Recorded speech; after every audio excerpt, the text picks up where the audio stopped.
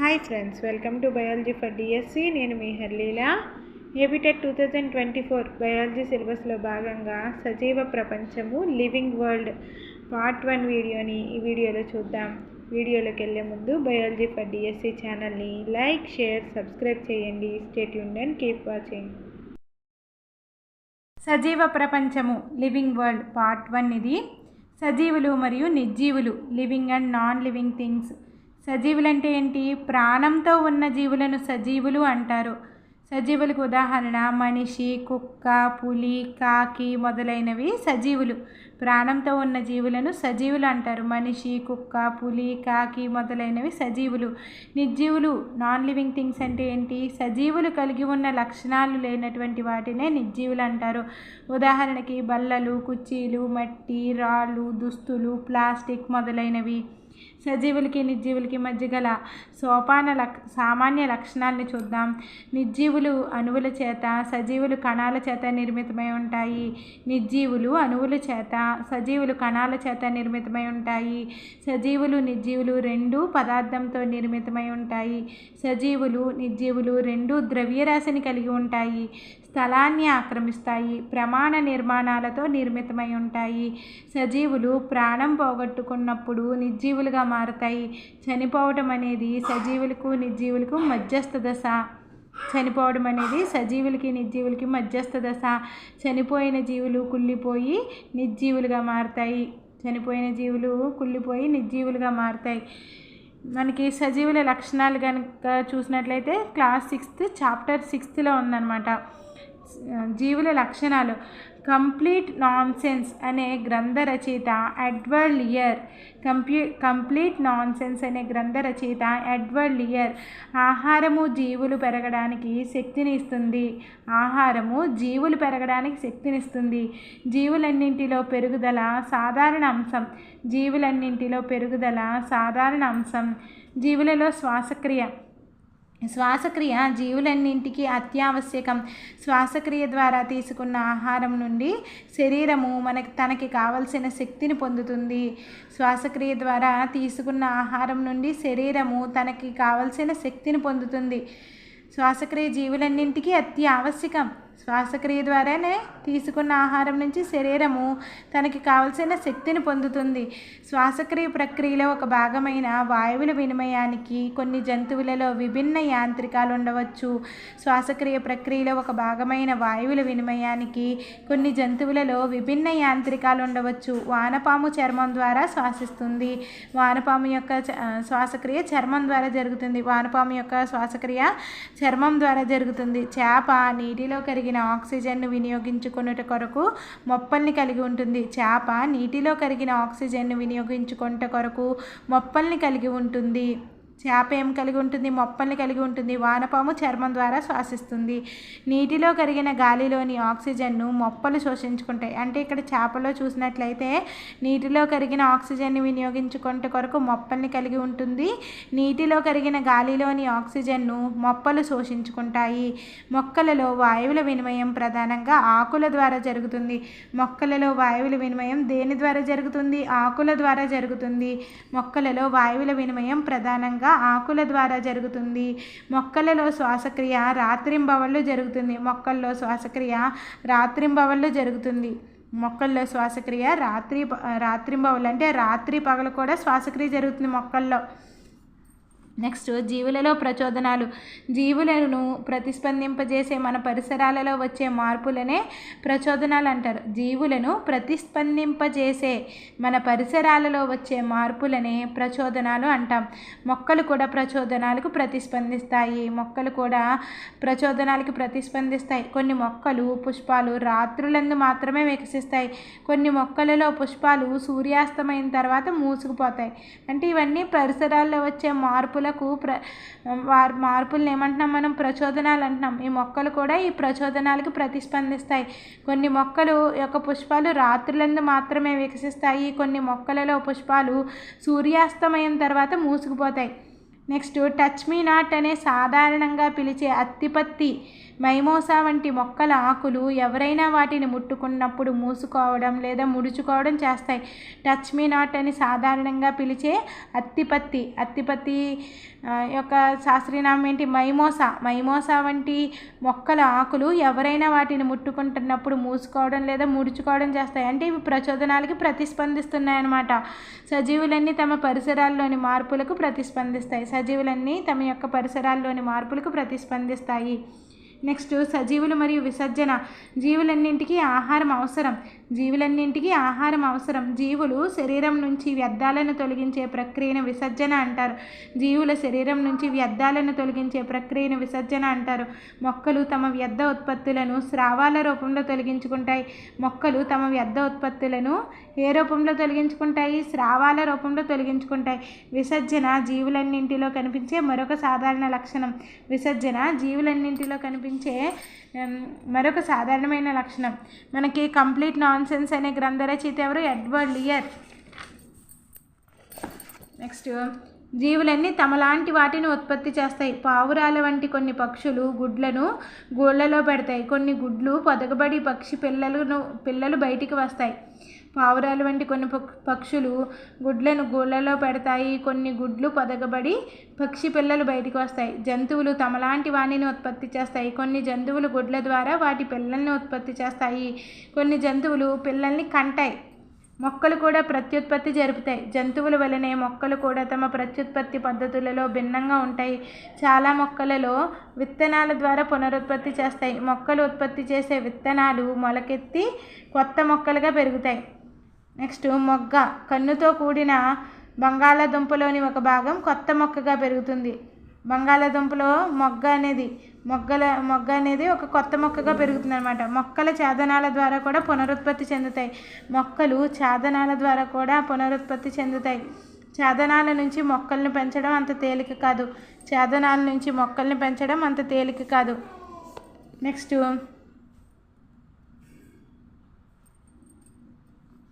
జీవుల ప్రత్యుత్పత్తి ద్వారా తమను పోలిన మరిన్ని జీవులను ఉత్పత్తి చేస్తాయి. వేరువేరు జీవులలో ప్రత్యుత్పత్తి వేరువేరు రకాలుగా జరుగుతుంది. నెక్స్ట్ జీవులు చలనం. జంతువులు ఒక ప్రదేశం నుంచి మరొక ప్రదేశానికి చలిస్తాయి. శరీర చలనం కూడా చూపుతాయి. మొక్కలు చలించవు. ఒక జీవి తాను ఎప్పటికీ ప్రత్యుత్పత్తి జరపకుండా చనిపోవచ్చు. కానీ దానిలో ప్రత్యుత్పత్తి ఉంటే ఆ రకమైన జీవి మాత్రం మనుగడ సాధించగలుగుతుంది. గోధుమలు, పెసలు, ధాన్యం బస్తాలలో కొంత వేడి ఉత్పత్తి అవుతుంది. విత్తనాలు శ్వాసించి ఆ ప్రక్రియలో కొంత ఉష్ణాన్ని బయటికి విడుదల చేస్తాయి. కొన్ని ఇతర జీవక్రియలు చాలా క్రియాత్మకంగా లేకపోయినప్పటికీ శ్వాసక్రియ ప్రక్రియ మాత్రం విత్తనాల్లో జరుగుతుంది. విత్తనాల్లో ఏం జరుగుతుంది? శ్వాసక్రియ ప్రక్రియ జరుగుతుంది. ఇతర జీవక్రియలు ఎలా ఉన్నా విత్తనాల్లో శ్వాసక్రియ జరుగుతుంది. గోధుమలు, పెసలు, ధాన్యం బస్తాల్లో కొంత వేడి ఉత్పత్తి అవుతుంది. ఎందుకు ఉత్పత్తి అవుతుంది? విత్తనాలు శ్వాసించి ఆ ప్రక్రియలో కొంత ఉష్ణాన్ని బయటికి విడుదల చేస్తాయి. కొన్ని ఇతర జీవక్రియలు చాలా క్రియాత్మకంగా లేకపోయినప్పటికీ శ్వాసక్రియ ప్రక్రియ మాత్రం విత్తనాల్లో జరుగుతుంది.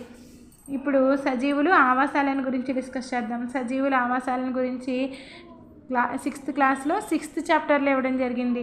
ఒక ప్రదేశానికి మరొక ప్రదేశానికి తేడాలుంటాయి. కొన్ని చాలా విభిన్నంగా, కొన్ని చల్లగా, కొన్ని అతి వేడిగా, పొడిగా, మరికొన్ని చాలా ఆర్ద్రతతో ఉన్నాయి. అయినప్పటికీ అవన్నీ అనేక రకాల జీవులను లేదా జీవరాశుల్ని కలిగి ఉన్నాయి. ఒక ప్రదేశానికి మరొక ప్రదేశానికి తేడాలుంటాయి. కొన్ని చాలా విభిన్నంగా, కొన్ని చల్లగా, కొన్ని అతి వేడిగా, పొడిగా, మరికొన్ని చాలా ఆర్ద్రతతోనూ ఉంటాయి. అయినప్పటికీ అవన్నీ అనేక రకాల జీవులను లేదా జీవరాశుల్ని కలిగి ఉన్నాయి. సముద్రంలో మొక్కలు, జంతువులు ఉప్పు నీటి చేత ఆవరించబడి ఉన్నాయి. వాటిలో చాలా జీవులు నీటిలో కరిగి ఉన్న గాలిని ఉపయోగించుకుంటాయి. ఎడారిలో చాలా తక్కువ నీరు లభిస్తుంది. ఎడారిలో పగటిపూట చాలా వేడిగాను, రాత్రిపూట చాలా చల్లగాను ఉంటుంది. జీవులు అవి జీవించే పరిసరాలు. ఎడారి జంతువులు, మొక్కలు ఎడారి నేలలో జీవిస్తూ పరిసరాలలోని గాలిని పీలుస్తాయి. ఎడారి జంతువులు, మొక్కలు ఎడారి నేలలో జీవిస్తూ పరిసరాలలోని గాలిని పీలుస్తాయి. నెక్స్ట్ ఒంటె శరీర నిర్మాణము ఎడారి పరిస్థితులలో జీవించడానికి సహాయపడేదిగా ఉంటుంది. ఒంటె శరీరము నేల నుండి ఎత్తుగా ఉంటుంది. ఒంటెలకు గల పొడవైన కాళ్ళు వాటి శరీరాలను ఇసుక, వేడి నుంచి దూరంగా ఉంచుటకు సహాయపడతాయి. ఒంటెలు చాలా కొద్ది మొత్తంలో మూత్ర విసర్జన చేస్తాయి. వాటి పేడ పొడిగా ఉంటుంది మరియు చెమట పట్టదు.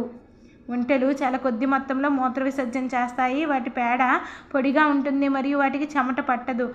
ఒంటెలు తమ శరీరం నుంచి చాలా తక్కువ నీటిని కోల్పోవడం వలన నీరు లేకుండా అవి చాలా రోజులు జీవించగలవు. నెక్స్ట్ చేపలు ప్రవాహమయ ఆకృతిని కలిగి ఉంటాయి. ఈ ఆకారము చేప నీటి లోపల కదలడానికి తోడ్పడుతుంది. నెక్స్ట్ చేపల శరీరంపై జారుడు స్వభావం గల పొలుసులు ఉంటాయి. చేపల యొక్క శరీరంపై జారుడు స్వభావం కలిగిన పొలుసులు ఉంటాయి. నెక్స్ట్ చేపలు బల్లపరుపుగా ఉండే వాజాలు తోకని కలిగి ఉంటాయి. అవి వాటి దిశను మార్చడంలోనూ నీటిలో వాటి శరీరము సమతుల స్థితిలో ఉంచడంలోనూ సహాయపడతాయి.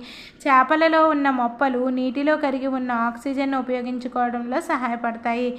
చేపలలో ఉన్న మొప్పలు నీటిలో కరిగి ఉన్న ఆక్సిజన్ను ఉపయోగించుకోవడంలో సహాయపడతాయి. నెక్స్ట్ ఆవాసము మరియు అనుకూలనము. జీవులు ఏ ప్రాంతంలో నివసిస్తాయో ఆ ప్రాంతాన్ని ఆవాసము అంటారు. ఆవాసం అనగా నివాస స్థలము, గృహము. ఆవాసము జీవికి ఆహారము, నీరు, గాలి, వసతి, ఇతర అవసరాలను తీరుస్తుంది. జీవులు ఏ ప్రాంతంలో నివసిస్తాయో ఆ ప్రాంతాన్ని ఆవాసము అంటారు. ఆవాసము అంటే ఏంటి? నివాస స్థలము. ఆవాసము జీవికి ఆహారము, నీరు, గాలి, వసతి, ఇతర అవసరాలను తీరుస్తుంది. ఒక ఆవాసంలో నివసించే జీవికి ఆహారము, నీరు, గాలి, వసతి, ఇతర అవసరాలని తీరుస్తుంది. అనేక రకాలైన మొక్కలు, జంతువులు ఒకే ఆవాసంలో జీవిస్తాయి. నేలపై జీవించే మొక్కలు, జంతువులను భూమి ఆవాసంలో జీవిస్తున్నాయి అంటారు. నేలపై జీవించే మొక్కలు, జంతువులను ఏమంటారు? భూమి ఆవాసంలో జీవిస్తున్నాయి అంటారు.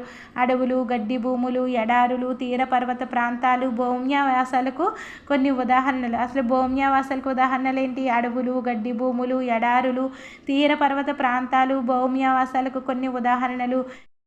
నీటిలో జీవించే మొక్కలు, జంతువుల ఆవాసాలను జలావాసాలు అంటారు. నీటిలో జీవించే మొక్కలు, జంతువుల యొక్క ఆవాసాలను జలావాసాలు అంటారు. సరస్సులు, నదులు, మహాసముద్రాలు జలావాసాలకు కొన్ని ఉదాహరణలు. జలావాసాలకు కొన్ని ఉదాహరణలు ఏంటి? సరస్సులు, నదులు, మహాసముద్రాలు జలావాసాలకు కొన్ని ఉదాహరణలు. ప్రపంచవ్యాప్తంగా ఉన్న అడవులు, గడ్డి భూములు, ఎడారులు, తీర ప్రాంత పర్వత ప్రాంతాలు వంటి భౌమ్యావాసాల మధ్య చాలా వైవిధ్యాలు ఉన్నాయి. ప్రపంచవ్యాప్తంగా ఉన్న అడవులు, గడ్డి భూములు, ఎడారులు, తీర ప్రాంత పర్వత ప్రాంతాల వంటి భౌమ్యావాసాల మధ్య చాలా వైవిధ్యాలు ఉన్నాయి. నెక్స్ట్ ఒక జీవి శరీరంలో స్వల్పకాలంలో వచ్చే చిన్న మార్పులను వాతావరణానుకూలత, ఎక్లిమటైజేషన్ అంటారు. ఒక జీవి శరీరంలో స్వల్పకాలంలో వచ్చే చిన్న మార్పులనే వాతావరణానుకూలత, ఎక్లిమటైజేషన్ అంటారు. ఈ మార్పులు వేల కొద్ది సంవత్సరాల కాలంలో జీవులలో ఏర్పడు అనుకూలనాల కన్నా విభిన్నమైనవి. ఒక జీవి శరీరంలో స్వల్పకాలంలో వచ్చే చిన్న మార్పులను ఏమంటాము? వాతావరణానుకూలత, ఎక్లిమటైజేషన్ అంటాం. ఈ మార్పులు వేల కొలది సంవత్సరాల కాలంలో జీవులలో ఏర్పడు అనుకూలనాల కన్నా విభిన్నమైనవి. జంతువులు, మొక్కలు ఒకే ఆవాసంలో పరస్పర సహకారంతో పెరుగుతాయి. ఒక ప్రాంతంలో జీవించే మొక్కలు, జంతువులను ఆ ఆవాసపు సజీవ అంశాలు అంటారు. ఆ ఆవాసంలో ఉన్న రాళ్ళు, మట్టి, గాలి, నీరు వంటి నిర్జీవ పదార్థాలు ఆ ఆవాసం యొక్క నిర్జీవ అంశాలు అవుతాయి. ఒక ప్రాంతంలో జీవించే మొక్కలు, జంతువులను ఆ ఆవాసపు సజీవ అంశాలు అంటారు. ఆవాసంలో ఉన్న రాళ్ళు, మట్టి, గాలి, నీరు వంటి నిర్జీవ పదార్థాలు ఆ ఆవాసం యొక్క నిర్జీవ అంశాలు అవుతాయి. విత్తనం మొలకగా మారినప్పుడు అది మొలకెత్తింది అంటాం. ఇది ఒక కొత్త మొక్క యొక్క జీవన ప్రారంభము. నిర్జీవ ఘటకాలైన గాలి, నీరు, కాంతి, ఉష్ణము మొక్కల పెరుగుదలకు ముఖ్యం. నిజానికి నిర్జీవ అంశాలు అన్నీ జీవులకు ముఖ్యమైనవే. నిర్జీవ ఘటకాలైన గాలి, నీరు, కాంతి, ఉష్ణం మొక్కల పెరుగుదలకు ముఖ్యం. నిజానికి నిర్జీవ అంశాలు అన్నీ జీవులకు ముఖ్యమైనవే. జీవులు తమ వాతావరణ పరిస్థితులకు సర్దుబాటు చేసుకునే పద్ధతి అనుకూలనం. అనుకూలనం కొద్ది కాలంలో సంభవింపదు. ఎందుకంటే ఒక ప్రాంతపు నిర్జీవ అంశాలు కూడా చాలా నెమ్మదిగా మారతాయి. అనుకూలనం కొద్ది కాలంలో సంభవించదు. ఎందుకంటే ఒక ప్రాంతపు నిర్జీవ అంశాలు కూడా చాలా నెమ్మదిగా మారతాయి. అనుకూలనం అనేది కొద్ది కాలంలో సంభవించదు. ఎందుకంటే ఒక ప్రాంతపు నిర్జీవ అంశాలు కూడా చాలా నెమ్మదిగా మారతాయి. నెక్స్ట్ విభిన్న ఆవాసాలు గుండా ప్రయాణం. కొన్ని భౌమ్యావాసాలు. ఎడారులు ఒంటెను ఎడారివాడ అంటారు. ఎడారుల్లో ఉండే ఎలుకలు, పాములు వంటి జీవులు ఉంటాయి. ఇవి పగటిపూట ఉండే తీవ్రమైన వేడికి దూరంగా ఉండడానికి అవి ఇసుకలో లోతైన బొరియలలో ఉంటాయి. ఈ జంతువులు రాత్రి చల్లగా ఉన్నప్పుడు మాత్రమే బయటికి వస్తాయి. ఎడారులలో ఉండే ఎలుకలు, పాములు వంటి జీవులు ఉంటాయి. ఇవి పగటిపూట ఉండే తీవ్రమైన వేడికి దూరంగా ఉండడానికి ఇవి ఇసుకలో లోతైన బొరియలలో ఉంటాయి. ఈ జంతువులు రాత్రి చల్లగా ఉన్నప్పుడు మాత్రమే బయటికి వస్తాయి. నెక్స్ట్, ఎడారి మొక్కలు బాష్పోత్సేకం ద్వారా అతి తక్కువ నీటిని కోల్పోతాయి. ఎడారి మొక్కలకు ఆకులు లేకపోవడం కానీ ఉంటే అవి చాలా చిన్నవిగా లేదా ముళ్ళులాగా ఉంటాయి. ఇది బాష్పోత్సేకం ద్వారా ఆకుల నుంచి నీరు నష్టపోవడాన్ని తగ్గించడంలో సహాయం చేస్తుంది. క్యాక్టస్లో ఆకు మాదిరిగా కనిపించే నిర్మాణము నిజానికి ఇది దాని కాండం. ఈ మొక్కలలో కిరణజన్య సంయోగక్రియ సాధారణంగా కాండం ద్వారా నిర్వహించబడుతుంది. క్యాక్టస్ మొక్కల కణజాలాలలో ఉండే నీటిని నిలిపి ఉంచుటకు వీటి కాండం ఒక దళసరి మైనపు పొర చేత కప్పబడి ఉంటుంది. ఇది కాక్టీ మొక్క కణజాలంలో నీటిని నింపుకోవడానికి సహాయపడుతుంది. ఎడారుల్లో చూసుకున్నట్లయితే ఒంటెని ఎడారివాడ అంటారు. ఎడారుల్లో ఉండే ఎలుకలు, పాములు వంటి జీవులు ఉంటాయి. ఇవి పగటిపూట ఉండే తీవ్రమైన వేడికి దూరంగా ఉండడానికి ఇవి ఇసుకలో లోతైన బొరియల్లో ఉంటాయి. ఈ జంతువులు రాత్రి చల్లగా ఉన్నప్పుడు మాత్రమే బయటికి వస్తాయి. ఎడారి మొక్కలు బాష్పోత్సేకం ద్వారా అతి తక్కువ నీటిని కోల్పోతాయి. ఎడారి మొక్కలకు ఆకులు లేకపోవడం కానీ ఉంటే అవి చాలా చిన్నవిగా లేదా ముళ్ళులాగా ఉంటాయి. ఇది బాష్పోత్సేకం ద్వారా ఆకుల నుంచి నీరు నష్టపోవడాన్ని తగ్గించడంలో సహాయం చేస్తుంది. క్యాక్టస్లో ఆకు మాదిరిగా కనిపించే నిర్మాణము నిజానికి అది దాని కాండము. ఈ మొక్కలలో కిరణజన్య సంయోగక్రియ సాధారణంగా కాండం ద్వారా నిర్వహించబడుతుంది. క్యాక్టస్ మొక్కల కణజాలాలలో ఉండే నీటిని నిలిపి ఉంచుటకు వీటి కాండము ఒక దళసరి మైనపు పొర చేత కప్పబడి ఉంటుంది. ఇది కాక్టీ మొక్క కణజాలంలో నీటిని నింపుకోవడానికి సహాయపడుతుంది. నెక్స్ట్, పర్వత ప్రాంతాలు. ఈ ఆవాసాలు సాధారణంగా చాలా చల్లగా గాలులతో ఉంటాయి. కొన్ని ప్రాంతాలలో శీతాకాలంలో మంచు కురుస్తుంది. పర్వత ప్రాంతాలలో అనేక రకాల మొక్కలు, జంతువులు ఉంటాయి. పర్వత ప్రాంతంలో వృక్షాలు సాధారణంగా శంకు ఆకారంలో ఉండి వాలుగా ఉన్న కొమ్మలను కలిగి ఉంటాయి. ఈ వృక్షాలన్నింటిలో కొన్నింటి ఆకులు సూదుల వలె ఉంటాయి. పర్వత ప్రాంత జంతువులు చలి నుంచి తమను కాపాడుకోవడానికి దళసరి చర్మం లేదా బొచ్చు కలిగి ఉంటాయి. ఉదాహరణకి జడల బర్రె తమ శరీరాన్ని వెచ్చగా ఉంచుకొనుటకు పొడవైన వెంట్రుకల్ని కలిగి ఉంటాయి. మంచు చిరుత పులులకు పాదాలు మరియు కాలి వేళ్లతో సహా శరీరం అంతా దట్టమైన బొచ్చు ఉంటుంది. మంచు చిరుత పులి, జడల బర్రె మరియు కొండ గొర్రె పర్వత ఆవాసానికి అనుకూలనం చెందాయి. కొండ గొర్రెలకు బలమైన గిట్టలు ఉంటాయి.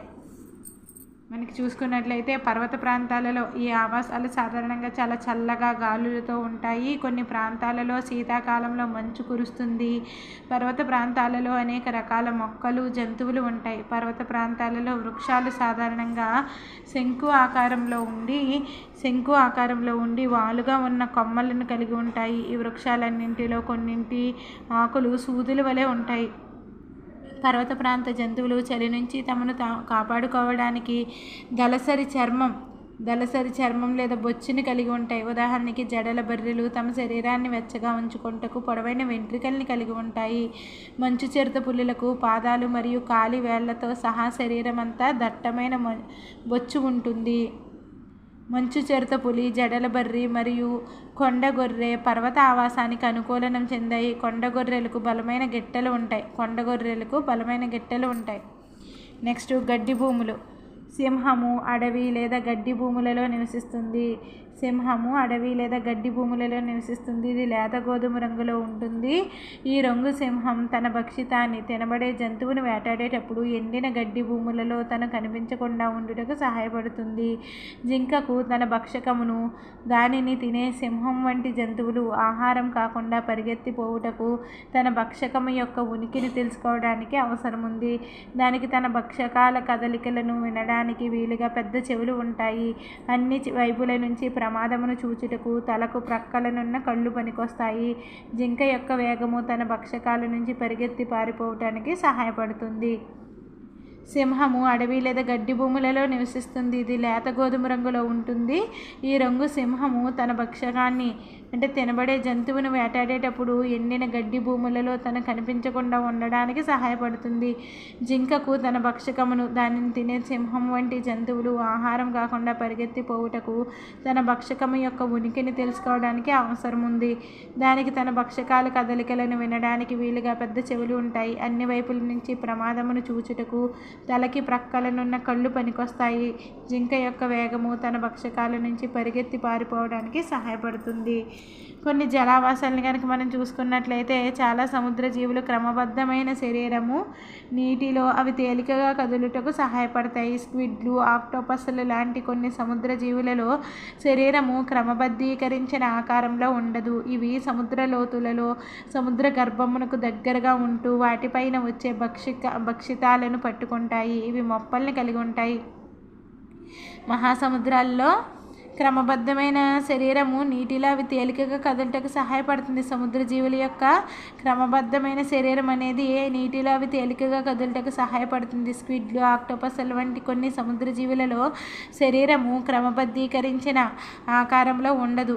అవి సముద్ర లోతులో సముద్ర గర్భమునకు దగ్గరగా ఉంటూ వాటి వైపు వచ్చే భక్షితాలను పట్టుకుంటాయి. ఇవి మొప్పల్ని కలిగి ఉంటాయి. డాల్ఫిన్లు మరియు తిమింగలాలు వంటి సముద్ర జీవులలో మొప్పలు ఉండవు. ఇవి తలపై భాగాలలో ఉండే నాసికా రంధ్రాలు లేదా శ్వాస రంధ్రాల ద్వారా గాలిని పీల్చుకుంటాయి. ఇవి గాలి పీల్చకుండా నీటి లోపల చాలా సమయం గడపగలవు. నెక్స్ట్ చెరువులు మరియు సరస్సులు.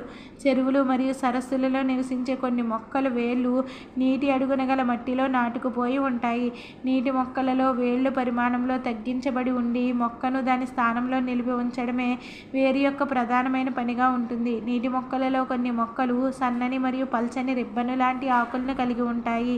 కప్పలు సాధారణంగా చెరువులో నివసిస్తాయి. కప్పలు నీటిలోనే ఉండగలవు, నేలపైన కదలగలవు.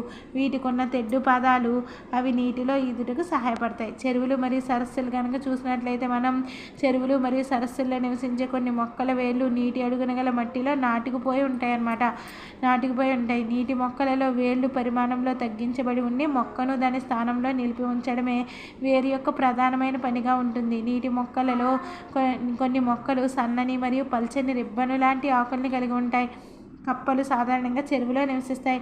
కప్పలు నీటిలోనూ ఉండగలవు మరియు నేలపైన కదలగలవు. వీటికున్న తెడ్డు పాదాలు అవి నీటిలో ఈదుటకు సహాయపడతాయి.